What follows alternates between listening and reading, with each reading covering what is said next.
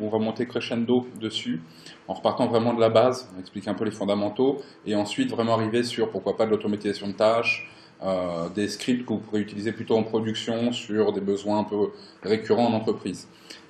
Donc là, l'idée, ça va être vraiment d'y aller doucement, on va dire, de bien comprendre les bases, un petit peu ce qu'est le bash.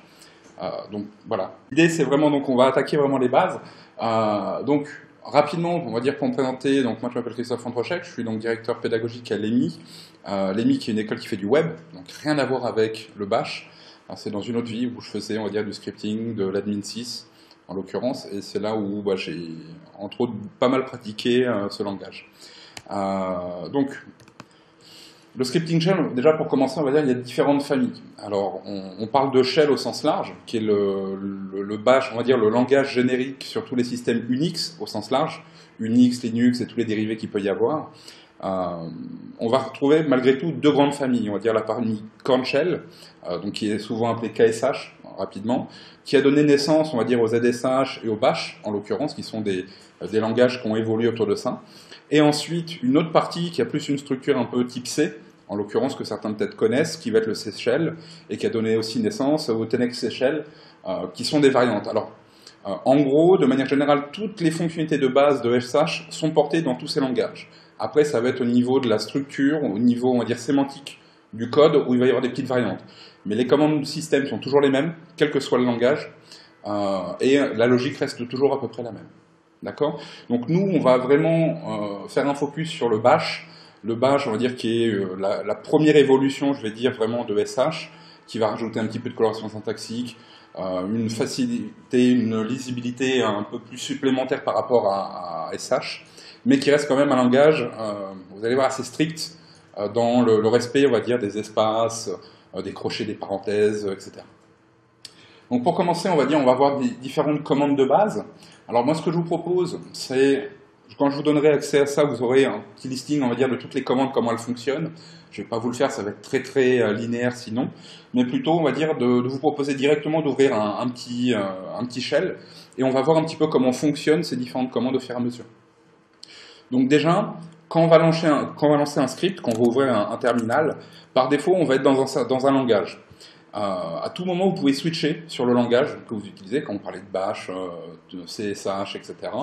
Pour ça, tout bêtement, il suffit de lancer la commande, et automatiquement, on voit que le prompt, donc en gros, qui est ce qui est devant le curseur, devant le dièse, va changer et vous donner le langage dans lequel va être interprété tout le code. Dès qu'on va exécuter un script dans une console, dans un terminal, dans ce que vous voulez, on va initier, on va dire, 3 threads. Le premier thread qui va être, on va dire, tout ce qui on appelle stdin, donc tout ce qui est l'entrée standard, stdout, la sortie standard, et stdr, qui va être la sortie des erreurs standard. Par défaut, tout ce qui est input, ça va être au saisi au clavier.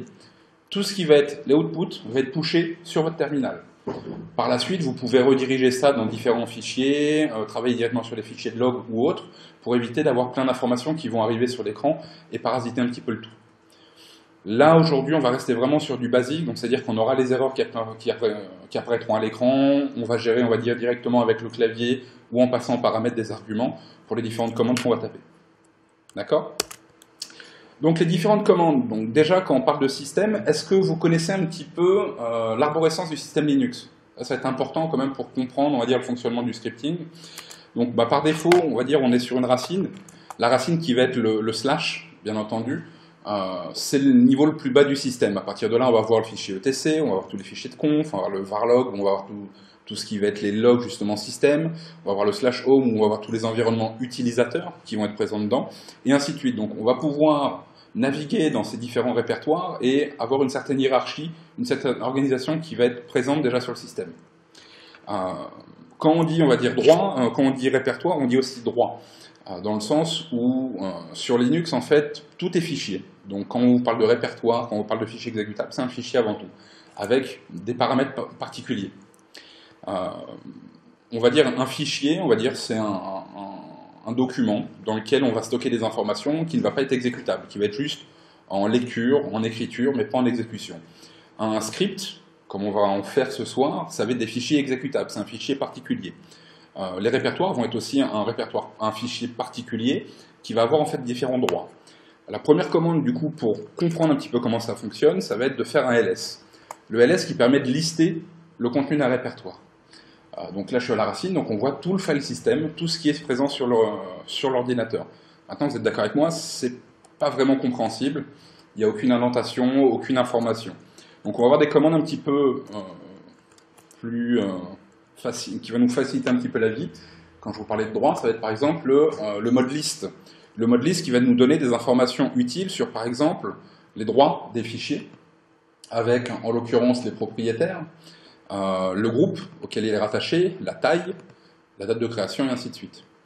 On va voir donc directement ici les droits. Donc typiquement, quand on a par exemple un D, c'est-à-dire qu'on est sur un répertoire. Ensuite, le RWX, est-ce que ça parle déjà un petit peu à tout le monde, ça, ou pas du tout? Ouais, donc je vais passer là-dessus. Vous savez comment on les modifie, les droits? C'est Hmod. Comment on change les propriétaires et le groupe? Ouais, tout à fait. Est-ce que vous savez où sont stockés tous ces comptes, dans le sens où ça va être utile aussi, de savoir quels sont les comptes qui sont existants sur un ordinateur, sur un Linux, quels sont les groupes qui existent, vous savez ou pas? Ouais, alors en gros, je vais vous faire une petite commande que j'expliquerai par la suite. Quand on va aller donc dans le passwd, etc passwd, on va avoir un listing de tous les utilisateurs système. Utilisateurs système humains et non humains, je dirais. C'est-à-dire, dès que vous avez un processus qui va tourner, on va créer aussi des instances. Typiquement, par exemple, on voit Jabber. Jabber a son propre compte qui existe ici.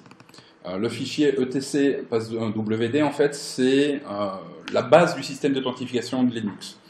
À la place de l'étoile, normalement, c'est le mot de passe. En fait, par défaut, c'est crypté. Si vous voulez y avoir accès, en fait, il faut faire un montage particulier sur le système et lire un fichier qui s'appelle le TC Shadow, qui est, on va dire, une empreinte des mots de passe encodés. D'accord? Ensuite, donc, on va avoir différents numéros. Ces numéros correspondent en fait à l'UID, le GUID. L'UID qui est le numéro, on va dire, correspondant à l'utilisateur, qui est unique. GUID qui va être le groupe de l'utilisateur, qui peut être par contre multiplié à différents endroits. Ensuite, derrière, une description. Et à la fin, ce qui est intéressant, c'est est-ce que l'utilisateur peut se connecter ou non? Et si oui, dans quel langage va être interprété ce qu'il va taper?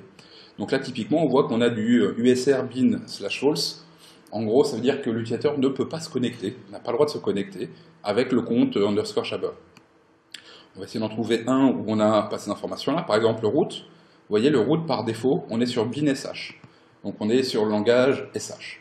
À n'importe quel moment, on peut faire des modifications dans ce fichier-là pour changer le langage qui va être exécuté par défaut par le système. Donc, on a parlé de ce fichier-là. Je vais vous en faire voir un autre aussi qui est important pour comprendre les groupes, qui est etc group, qui va lister aussi tous les groupes disponibles sur l'ordinateur, sur le système. Donc là, pareil, voilà, on va avoir différents groupes auxquels vous pourrez avoir accès et pouvoir modifier justement qui fait quoi à quel endroit. Chose importante aussi, ce qui peut être utile, c'est savoir où on est sur le système. Dans le sens où quand on va pas arrêter de se balader à droite et à gauche, il y a une commande très simple qui s'appelle pwd. pwd qui permet de savoir exactement où on se situe sur le file system à n'importe quel moment. Bonsoir.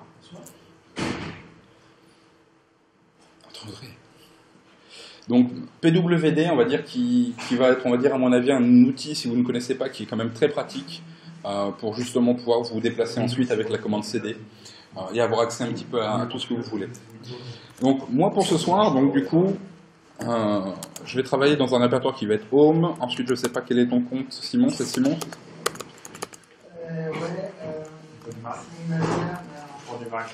Ah non, hop, je suis sur un Mac, user. C'est invite qui est sur invite.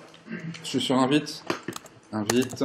Alors ensuite, une chose qui est utile aussi à chaque fois quand vous êtes dans un répertoire, pour savoir quels sont les choix possibles, vous appuyez 2 fois sur tabulation. Et automatiquement, il vous propose tout ce que vous pourrez rajouter dans votre commande. Donc là, en l'occurrence, moi je me suis positionné ici et j'ai créé un répertoire qui s'appelle atelier. Voilà. Donc là, si je refais mon pwd, je vois que j'ai bien le chemin d'accès à ce répertoire. Ce que je vous invite à faire tout de suite, ça nous sera utile pour travailler dessus par la suite. Je vous expliquerai aussi cette commande. On va faire cp pour copie. On va faire donc /etc/passwd. On va le copier dans le répertoire courant. Le point, dans un système Linux, c'est le répertoire dans lequel vous êtes, en fait. Donc, si vous faites cd point, vous allez revenir au répertoire de base de votre utilisateur. Pareil, quand vous êtes à n'importe quel endroit, imaginons je veux me rediriger sur mon répertoire par défaut, je vais avoir aussi la possibilité, alors là-dessus je ne sais pas comment le taper, mais ça va être un tilde. Je crois que c'est ici, non. Alors je ne sais pas comment le taper, mais en gros, quand vous tapez un cd tilde, vous allez automatiquement revenir au répertoire qui a été défini dans le fichier etc passwd. Donc si vous voulez, vous êtes baladé dans le système et vous voulez revenir chez vous, pour être à l'aise, cd tilde et vous revenez dans votre répertoire courant. Donc ça c'est une petite commande aussi qui est pratique. Ouais. Alors il le fait aussi, après ça dépend on va dire des systèmes. Sur Mac, sur des Debian Ubuntu, ça le fait par défaut. Après quand vous êtes sur certains Unix, ça ne fonctionnera pas forcément de la même manière. Donc ça, faut être un petit peu vigilant là-dessus. Encore une fois, ça va dépendre du langage par défaut du système. Ensuite, donc là je vous ai parlé, on va dire, de différentes petites commandes.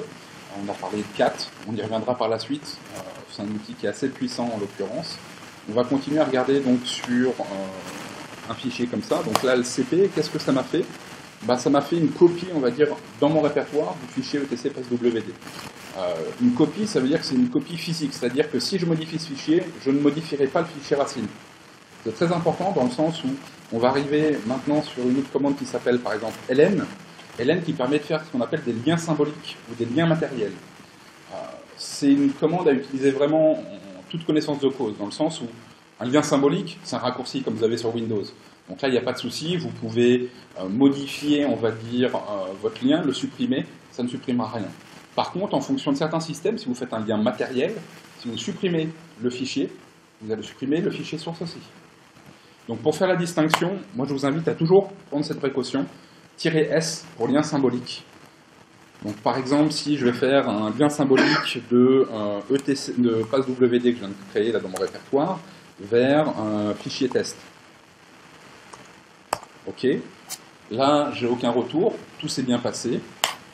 Et si je fais un listing maintenant de mon répertoire, donc toujours avec l'option L pour en mode liste, donc j'ai quelques scripts que j'ai prévus pour l'occasion, et on voit donc le fichier test qui est ici.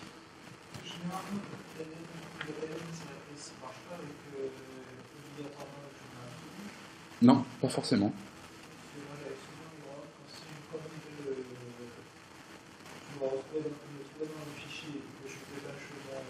Absolu. Alors, ça peut arriver si, par exemple, j'ai essayé de retrouver le passwd qui n'était pas dans mon répertoire courant.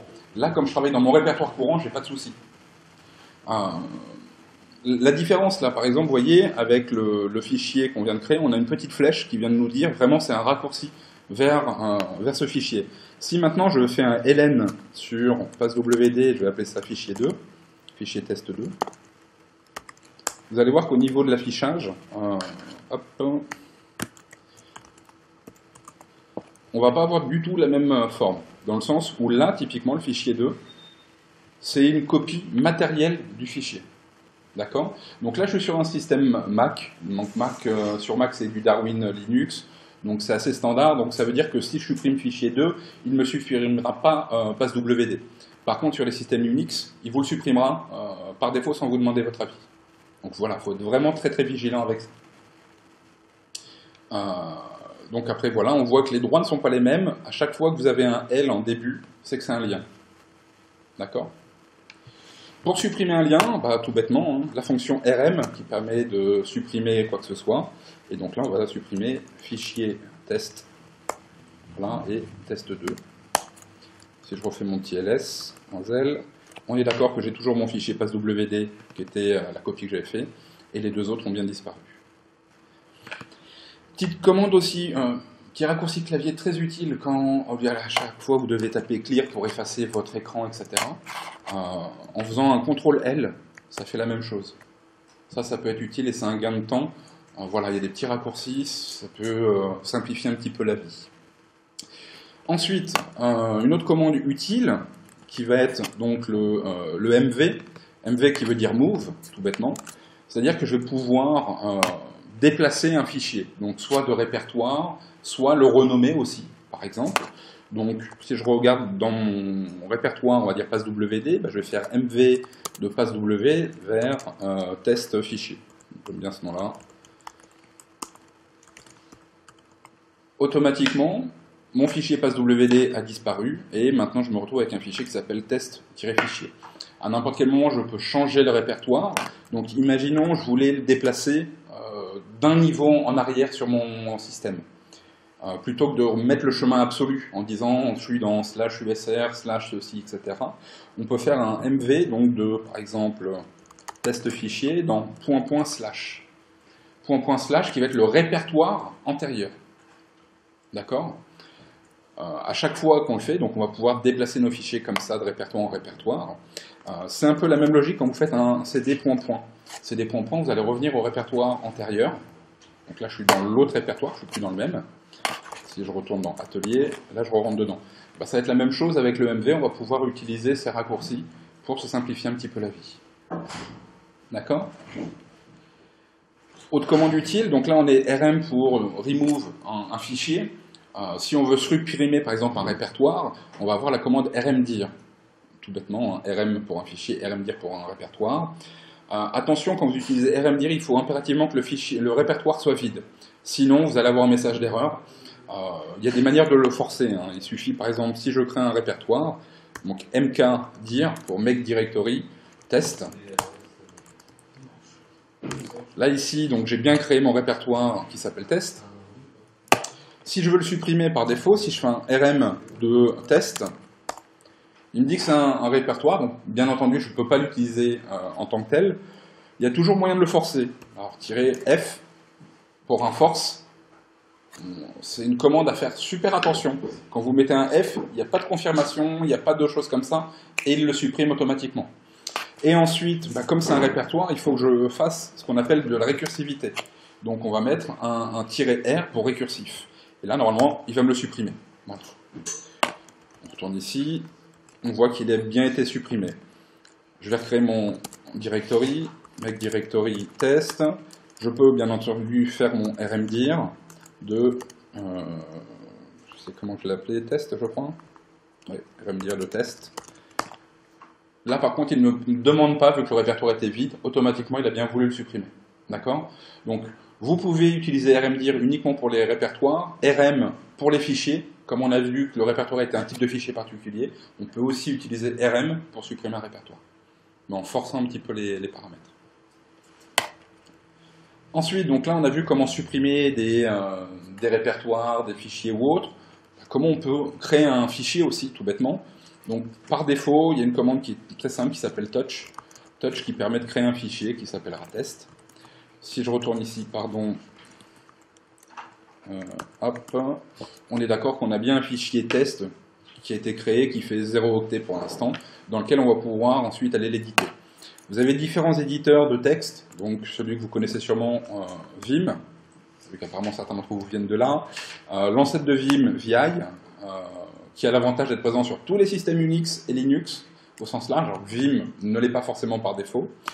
Sur Mac, vous avez iMac, vous en avez quoi d'autre ? Vous en avez des tonnes et des tonnes. Après, ça va être vraiment celui qui vous paraît le plus utile, le plus simple à utiliser, que je vous conseille d'utiliser. Alors, le problème de Gedit, ça, il faut faire super attention quand vous faites du scripting. Par défaut, les caractères d'échappement de Gedit sont mal interprétés par le bash. Et donc, ça va vous rajouter en fait des chapeaux M en fin de chaque ligne. Dès que vous faites un entrée, vous allez avoir un chapeau M qui va se rajouter à la fin de vos lignes. Donc, forcément, quand vous allez exécuter votre script, il risque d'y avoir des petits problèmes. Donc, quand vous faites des scripts, moi, je vous conseille vraiment de rester dans une interface d'un terminal, même si c'est un petit peu plus obscur au démarrage, vous êtes sûr de ne pas avoir de problème d'encodage. Gedit qui fait ça ? Ouais. Ça, c'est les caractères Windows Oui, mais Gedit, sous Ubuntu, en l'occurrence, il y a très souvent ce genre de problème. Alors je sais pas, peut-être que depuis ils l'ont résolu, moi je sais que non, toujours pas, donc voilà, il y a toujours ce problème-là. Il y a sûrement moyen de le bidouiller, hein, mais là j'ai pas la solution comme ça. Donc voilà, soyez prudents si vous l'utilisez. Après vous en avez aussi Nano, qui est pas mal utilisé. Moi j'ai du mal avec Nano, jamais vraiment aimé l'interface, les raccourcis clavier. Moi vraiment j'utilise en général un VI, dans son plus simple élément, L'inconvénient qui est très bien. des éditeurs en interface graphique, c'est qu'on l'a pas partout. C'est ça. Alors que VI, Nano, Vim à la rigueur, vous l'installez assez facilement sur les systèmes et on va dire que ça devient du standard. Ensuite, donc là on a vu un petit peu comment réussir à créer des fichiers, comment se déplacer dans les répertoires ou autres. On va avoir des commandes, on va dire, avancées qui vont être intéressantes. Par exemple, je vais me remettre à la racine. On est d'accord, tout à l'heure, quand je faisais un ls, on avait une flopée d'informations difficilement lisibles. On va pouvoir rajouter, on va dire, des opérateurs un peu particuliers, comme par exemple le pipe. Hop, pardon, excusez-moi. Le pipe qui permet de faire une redirection d'un flux afin de faire un deuxième traitement à la suite. Donc typiquement, je vais faire la commande ls qui va me lister le contenu de mon répertoire et je vais avoir un petit outil qui s'appelle par exemple more, il existe aussi less, qui permettent de faire en place en fait une sorte de tabulation. C'est-à-dire que là, j'ai affiché une première vue de mon écran, et en appuyant sur espace, je vais continuer à défiler dans ce répertoire. Si le more donc, est moins poussé que le less, l'avantage c'est que vous allez pouvoir monter, descendre avec au bas dedans. Donc après c'est en fonction de ce que vous préférez, ceux qui sont les plus simples. Quand on arrive à la fin, il vous met un petit end. Soit vous appuyez sur Entrée, là ça marche pas, ou un Q pour Quit, et vous sortez du fichier, enfin de l'exécution du programme. Donc voilà, avec le pipe, donc, qui se fait, on va dire, sur les PC, je crois que c'est Alt GR6, je crois, ou sur les Mac, c'est Maj Alt L, je crois, voilà, c'est ça. Alt GR6, ouais, sur PC. Voilà, ça vous permet de faire des tests en cascade, comme ça. Tout à l'heure, j'ai utilisé un petit outil, donc je vais me remettre dans mon répertoire user, invite 1, atelier. On avait vu la commande cat qui permettait de... je regarde ce que j'ai comme répertoire, comme fichier, test fichier. Cat qui permettait de faire l'affichage, on va dire, du contenu d'un fichier. Ça permet, on va dire, de ne pas éditer le fichier en direct, mais de voir son contenu. Ce qui est pratique avec ça, c'est qu'ensuite, on va pouvoir faire des recherches à l'intérieur. Donc, comment ça va fonctionner? Hop. En mettant mon pipe, là, on va pouvoir utiliser une autre commande qui s'appelle grep. Grep qui permet, on va dire, de faire une recherche dans un flux. Donc, le flux, en l'occurrence, ça va être l'affichage de test fichier que je vais rediriger sur grep.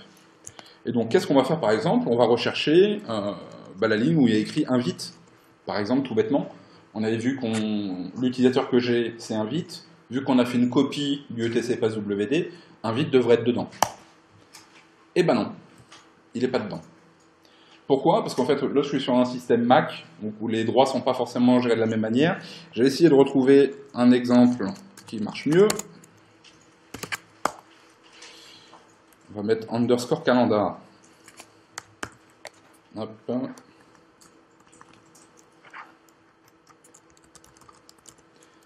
Hop. Petit coup ici. Et là, donc, il va bien m'afficher la ligne où va se trouver l'information que je recherchais.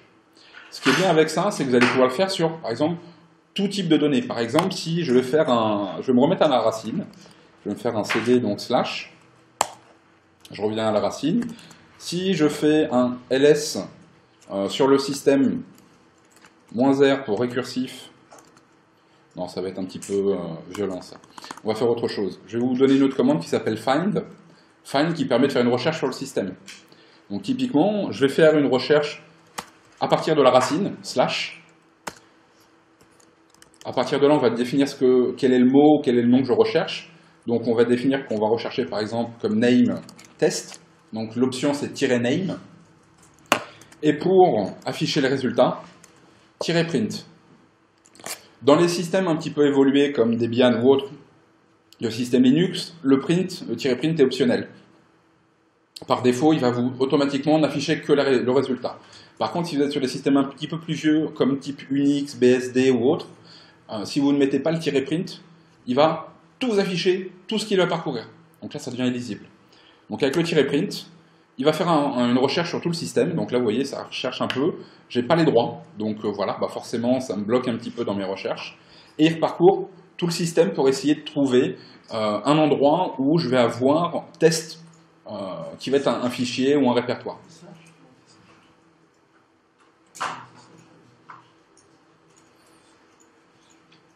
Donc find, très utile pour retrouver ces petits, de manière générale. Quand vous recherchez par exemple une documentation, un outil, un fichier, vous savez plus est le tel fichier de conf ou autre, bah, vous faites cette commande-là, find, l'endroit à partir d'où vous voulez commencer la recherche, donc moi slash, -name avec le nom de ce que vous recherchez, -print pour l'afficher. Et automatiquement, vous voyez là, j'ai des résultats qui apparaissent où j'ai les droits pour accéder. Et donc on voit dans application, membre, bin, il y a des fichiers qui s'appellent test. Donc ça c'est pas mal, vous avez vu quand même c'est long, plus le système va être gros, on va dire plus le disque va être volumineux, plus ça va mettre de temps pour parcourir ces fichiers-là. À n'importe quel moment, vous pouvez killer un process avec la commande CTRL-C. Donc imaginons que vous avez un process qui tourne et qui ne veut plus s'arrêter, CTRL-C, vous le killez. Vous avez aussi la possibilité, je relance, de faire un CTRL-Z. Le CTRL-Z permet de mettre en pause un script. Donc c'est-à-dire que là, il ne s'exécute plus. Là, il a un arrêt, j'ai libéré, on va dire, mon CPU pour faire d'autres choses. Et là, on va avoir une commande qui est magique, qui s'appelle BG. BG, qui veut dire background, qui va permettre de lancer en tâche de fond le programme que je viens d'exécuter. Donc là, j'appuie sur BG, il me dit qu'il a bien repris le premier, vous voyez, le premier script qui était en pause, et il le relance. Donc comme on a vu tout à l'heure, j'ai expliqué dans un script, donc il y a le stdin, stdout, stdr. Là, on n'a pas redirigé le stdout et le stdr. Donc forcément, même si je l'ai envoyé en tâche de fond, il va me rafficher sur mon terminal tout ce qui continue à se passer. Mais là, je peux faire d'autres commandes. Donc là, ça ne marche pas, je me suis planté, mais je peux faire un ls et le script continue à s'exécuter derrière. Vous voyez? Alors si on veut le remettre, tout bêtement, on fait un FG pour le remettre en foreground. Et là, foreground, vous voyez, j'ai repris la main dessus, et donc il continue à parcourir, on va dire, différentes choses. On est obligé de lancer en BG pour le faire passer en foreground, oui. Non, si je l'ai fait un CTRL Z, FG, et ça le redémarre en foreground, donc directement en premier plan. D'accord?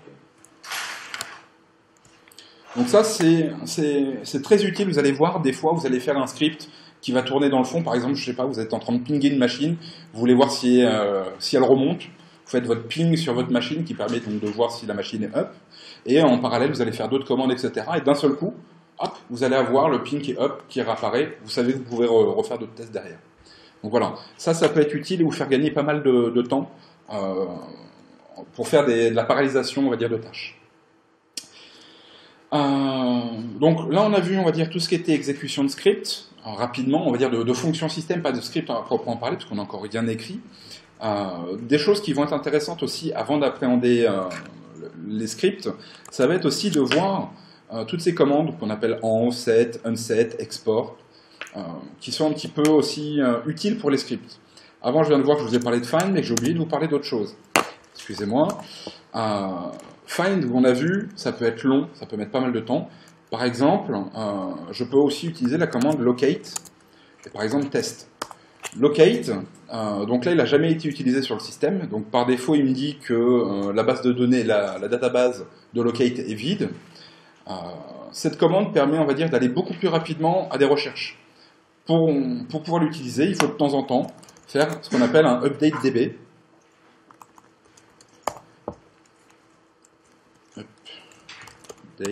Ah, il ne l'a pas. D'accord. Donc sur Mac, je ne l'ai pas. Mais en gros, vous avez une commande, donc je vais l'écrire tout bêtement ici. Vous l'aurez comme ça sur les systèmes Linux, c'est utile. Update DB. Tout bêtement. vous l'exécutez de temps en temps, et donc du coup, en gros, ça va faire une indexation de votre système. Un peu comme ça existe sur Windows, comme ils l'ont mis en place. Et ensuite, avec la fonction locate et le nom du fichier, vous allez avoir les mêmes résultats de recherche qu'un find, mais de manière beaucoup plus rapide. Donc voilà. Update DB, une fois que vous l'avez tapé ensuite, hop, ensuite vous faites locate et le nom du fichier, donc par exemple test, comme on avait vu tout à l'heure, et vous auriez eu les résultats à la suite tout de suite. Donc là encore, vous avez vu, ça c'est une fonction qui est vraiment issue des systèmes Unix, Linux, et sur Darwin, elle n'est pas supportée. Donc après, on peut bien entendu, à mon avis, la rajouter, il faut faire une installation de ce paquet, et elle serait disponible dessus. Du coup, ça me permet d'embrayer maintenant sur ce que je voulais faire. Tout ce qui est env, set, unset, export. Alors, par défaut, quand on est sur un système Linux, on a des variables d'environnement. La commande env permet de les lister, et vous allez avoir accès à tout ce qui est déjà défini sur votre système comme variable que vous pouvez réutiliser. Donc là, par exemple, on voit, je vais avoir un pass, le pass qui est très utile pour tout ce qui est l'exécution de programmes ou d'applications. Mais par exemple, vous voyez, j'ai aussi logname. Logname, c'est le compte avec lequel je suis connecté. Moi, j'ai invite ici. À tout moment, je peux faire un écho d'une variable pour afficher son contenu. Donc, echo $logname va me renvoyer cette variable d'environnement qui est définie dans tous les terminaux que je vais pouvoir ouvrir. Donc, imaginons, j'ouvre un autre terminal à côté, je tape cette commande, elle va me donner la même réponse partout. Il faut bien faire la différence entre une variable d'environnement et une variable locale. Les variables locales vont avoir un temps de vie qui va être défini, qui va être relative au terminal que vous avez ouvert. Donc, comment on va initialiser une variable? Sur Linux, c'est très simple. Vous mettez, par exemple, ma variable égale, alors le égal ici, il est là, bonjour. Il n'a pas voulu. Alors, on va lui mettre variable égale bonjour. Il n'a pas aimé le tirer. Là, à partir de là, si je fais un écho de $variable, j'ai mon bonjour. Mais c'est une variable locale. Pour afficher les variables locales, la commande c'est set. Et là, vous voyez qu'à la fin, variable égale bonjour est bien présente dans les variables locales. Env, variable d'environnement, set, les variables locales relatives au terminal qui est en train de s'exécuter. À tout moment, on peut définir qu'on va vouloir exporter une variable en tant que variable d'environnement. Pour pouvoir faire ça, il suffit de faire un export de $variable. Et là, on va avoir, entre guillemets, exporté de manière globale variable. Maintenant, si je retourne dans env, vous allez voir qu'elle n'est toujours pas présente ici. Pourquoi? Parce qu'on a fait ce qu'on appelle une exportation globale temporaire. Par défaut, ça veut dire qu'elle va avoir un temps de vie limité qui va être tant que la session est active, vous allez avoir cette variable. Mais à la fin de votre session, elle sera détruite. Si vous voulez fixer de manière définitive des variables globales, il faut les fixer dans des fichiers, dans différents endroits. Donc, vous avez un fichier qui est le etc, le point profile, qui va vous permettre, on va dire, de définir des variables globales. Et vous avez aussi un fichier dans votre répertoire à vous, donc dans l'utilisateur, où vous allez pouvoir faire une surcharge pour définir des variables qui sont relatives à votre utilisateur. D'accord? C'est aussi dans ces fichiers-là qu'on va rajouter des surcharges de type alias pour simplifier un petit peu la vie. Typiquement, vous avez vu tout à l'heure, on utilisait ls, c'était obscur. On avait dit on va faire un ls-l, pardon, ls-l qui est en mode liste. Si je veux avoir aussi les fichiers cachés et les fichiers système, on va rajouter un a pour all. Et là, je vais encore avoir d'autres informations. Vous voyez, j'ai tous les liens qui apparaissent, et ainsi de suite. Moi, en général, j'ai un alias sur mes systèmes Linux qui me permet de dire je fais ll et automatiquement ça me fait un ls-la. Pour faire ça, il suffit de faire alias ll égale. Donc là, on va être sur l'exécution. Hop, je ne sais pas comment je vais le faire ici. Non, c'est pas ça.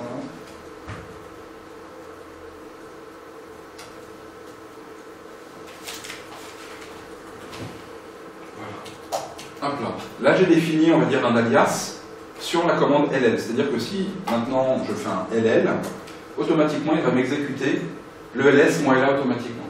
Donc vous allez pouvoir vous faire vos petites commandes raccourcies qui vont vous permettre de aussi vous faire gagner du temps au lieu de taper à chaque fois des options, des paramètres supplémentaires sur des fonctions que vous utilisez régulièrement. Donc dans le set tout à l'heure, on a vu qu'on avait fait donc, un export de la variable qui contient bonjour. Maintenant, ce qui peut être intéressant aussi, c'est de la supprimer. Donc pour la supprimer, tout bêtement, unset de variable. À partir de là, si je refais un set, pardon, elle a disparu. Ok?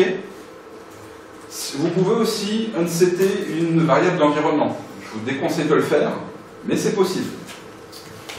D'accord? Donc à utiliser aussi en faisant attention à ce que vous faites.